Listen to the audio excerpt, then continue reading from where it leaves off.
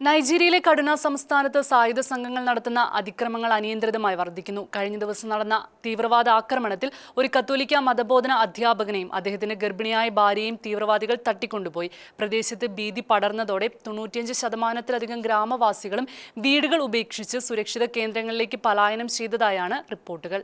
നൈജീരിയയിൽ തീവ്രവാദികൾ നടത്തിയ ആക്രമണത്തിൽ കത്തോലിക്ക മതബോധന അധ്യാപകനെയും അദ്ദേഹത്തിന്റെ ഗർഭിണിയായ ഭാര്യയെയും തീവ്രവാദികൾ തട്ടിക്കൊണ്ടുപോയി. പ്രദേശത്ത് ഭീതിയും സംഘർഷവും വർദ്ധിച്ചതോടെ 95% ഗ്രാമവാസികളും വീടുകൾ ഉപേക്ഷിച്ച് സുരക്ഷിത കേന്ദ്രങ്ങളിലേക്ക് പലായനം ചെയ്തതായാണ് റിപ്പോർട്ടുകൾ. കടുനയിലെ കജുരു ലോക്കൽ ഗവൺമെന്റ് പരിധിയിലുള്ള ഗ്രാമങ്ങളിലാണ് സായുധധാരികളായ കൊള്ളക്കാർ അതിക്രമിച്ചു കയറിയത്. വെടിയുതിർത്തും വീടുകൾക്ക് തീവച്ചും ഭീകരാന്തരീക്ഷം സൃഷ്ടിച്ച സംഘം മതബോധന അധ്യാപകനായ ഡാനിയൽ ഇറ്റാവിനെയും അദ്ദേഹത്തിന്റെ ഭാര്യയെയും ബലം പ്രയോഗിച്ച് പിടിച്ചുകൊണ്ടുപോവുകയായിരുന്നു. ഇവരെവിടേക്കാണ് കൊണ്ടുപോയതെന്നോ നിലവിലെ അവസ്ഥ എന്തെന്നോ അറിവായിട്ടില്ല.